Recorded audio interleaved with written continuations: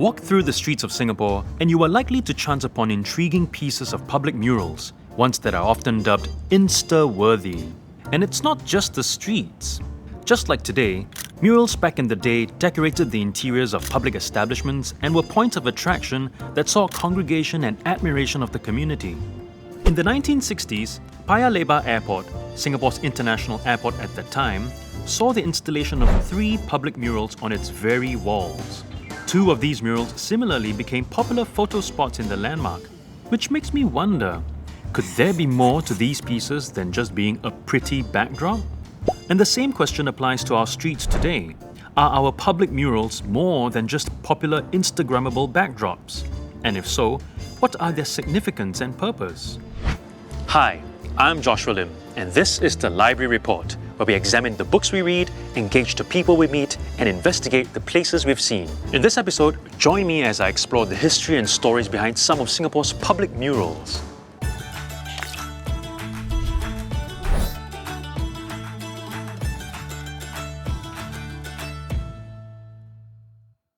In 1962, while works were underway to expand Paya Lebar Airport, a small notice was published in the Straits Times inviting artists to submit designs for suitable murals which will be executed at 5 places in the passenger terminal building of the Singapore airport. However, in the end, only 3 designs were chosen. 2 were done by Singapore-based British art director William P. Mundy. The third was done by local commercial artist Shamsuddin H. Akib, whose daughter is a senior NLB librarian, whom I'm going to talk to. Hi Dahlia, thank you so much for agreeing to meet me and answer my questions. Nice to meet you. Nice to meet you too. So can you please tell me about the stories behind the murals at the Paya Lebar Airport? There were 3 murals and they were designed by my father and Mr. William Mundy. They knew each other because they used to work in the same company, Papino Advertising. Yeah. My father and I call Mr. Mundy Bill. Both men submitted 2 designs, one depicting Singapore and one depicting Malaysia. What was the reason behind them submitting 2 designs and one depicting Singapore and one Malaysia? In 1962, Singapore, Sabah and Sarawak were in talks with Malaysia to form Malaysia, to join Malaysia. They thought that some judges would be more inclined to choose a more Malaysia design rather than a Singapore design. So, they submitted both. My father's Malaysia design was selected, while Bill's both designs were selected. Right. Yeah. So could you describe those 3 murals, please? Okay. Bill's first mural, Races and Religions of Malaysia, depicts cultural landscapes, occupations, and even trades in Malaysia. The second mural designed by Bill was the skyline of Singapore, and it showed the skyline of the financial district of Singapore at night. That scene was very iconic according to Bill. Yeah. How about your father's? My father's one that was selected was Cultural Dances of Malaysia. So there were a pair of Indian dancers, a pair of Chinese wayang opera dancers, a Sarawak dancer in full headgear, and Mak Yong dancers from the state of Kelantan in Malaysia. Yeah. So those were the designs, Yes. right? How were they made in the end? Bill and my father decided that the murals will not be painted. Oh. They wanted to use multi-glass tiles from Italy. Wow. Yeah, because it will look better and I suppose more permanent. Yeah, and the colours will be more vibrant. Yeah. So these tiles were then shipped to Singapore in sheets with everything, all the designs and colours laid out. So when it arrived in Singapore, the contractors, all they had to do was just mount it on the wall. Right. Yeah. My father's design was a bit special. The dancing figures were made of iron metal. Oh. So it wasn't flat, there was... It popped out of the wall? Yeah, it popped out. Yeah. Oh. The iron strips had to be shaped in Singapore.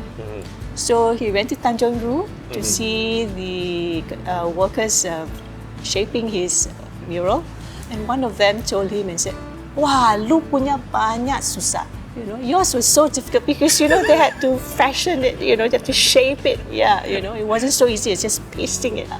So, yeah, that's what my father remembered. Right. The Paya Lebar Airport is now a military airbase, and according to Dahlia, the only mural that remains intact today is Mr. Mundy's mural of Singapore. The early 1960s witnessed Singapore still seeking an identity of its own in the midst of the economy under heavy stress and the nation's first steps into independence. And more than anything, the three murals represented the two men's experience and aspirations in Singapore during those years. Just like the Paya Lebar Airport murals, most of these pieces were meant to supplement or add a dash of colour to the architecture of public housing back then. The sculptural relief found at the entrance of Voco Orchard, the former Hilton Singapore, was the largest modern mural in Southeast Asia at that time and was a celebration of Singapore's charm and colour. It was created by Gerard Henderson, a celebrated muralist from Kuala Lumpur, as a gift to Singapore. Another piece of the 60s that still decorates our spaces today is the 9-dragon mural found at the entrance of the Singapore Chinese Chamber of Commerce. The impressive facade was once described as a milestone for progress and prosperity. These pieces serve as efforts to lift spirits and reflect hope during times of uncertainty and change. Since public murals are also reflective of a city's self-image, I wonder, how have our public murals evolved over the years? In the 1970s and 80s, Singapore saw a modernization of a new nation-state after the government started focusing on its political and socio-economic fronts. Where murals were once designed to symbolize hope in trying times, the 70s and 80s saw these public pieces educating people on social issues and showcasing community values. At the same time, globalization that happened during those years also resulted in Western influences that brought about a wave of abstract murals. Those pieces were designed so that people could look at the artwork and form their own interpretations. Then came the 1990s and 2000s. As Singapore became a polished metropolis, it saw significant investment by the government into the arts and culture scene to reimagine the island into a Renaissance city. The plan was to establish Singapore as a global arts city, conducive to creative and knowledge-based talents and industries. The result is the prominent public arts scene that we see across the island today, where the three murals once coloured the Paya Lebar Airport, immersive pieces that combine art and technology, symbolizing the experiences of air travel, elevate visitors' experiences in today's Changi Airport. Started in 1997 by the Land Transport Authority's Art in Transit program, MRT stations also showcase public murals that celebrate the unique identity of their immediate neighbourhoods. Last but not least, we cannot forget our street art. As the Renaissance City Plan also shares the goal to strengthen national identity among Singaporeans by nurturing an appreciation for our shared heritage, a large part of our street murals are an ode to nostalgia and bygone memories. An example is the Colouring Banda Street project. Started in 2015, it gathered a group of up to 500 volunteers and 100 Kreta Ayer residents.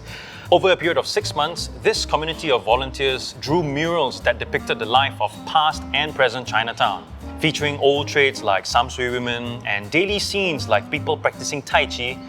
These murals relive and relate memories of yesteryear Singapore, which is a common theme of our local street art. From the heritage murals in the Singapore River underpass to the street art painted by local muralist Yip Yew Chong, these public pieces seek to preserve our history through the arts, especially as the country expands its reach internationally. So, coming back to the question, what makes our public murals more than just Instagrammable backdrops? To sum up the answer in one word, placemaking. It is the approach to plan and design public spaces with the intention to promote people's health, well-being, and happiness. Murals in the 60s were designed to lift spirits and bring joy at a time of upheaval and confusion. In the 70s, they captured the nation's efforts for stability and the people's adaptation to modern life at a time of rapid urbanization. And finally, the 90s and years that followed saw murals that preserved the stories of our unique past. Like us, our public art is constantly evolving in their forms, designs, and narratives. However, what stays constant are themes of multiculturalism, development, and progress. So the next time you are commuting through the MRT station or walking across your neighborhood, do slow down to admire the public murals around you, uncover their stories, and discover through a renewed lens of what it means to call Singapore your home. Well, that's it for today. Thank you so much for watching this episode of The Library Report. Do give us a like and a comment down below to share your thoughts with us. If you liked what you saw today, please subscribe and we'll see you in the next one.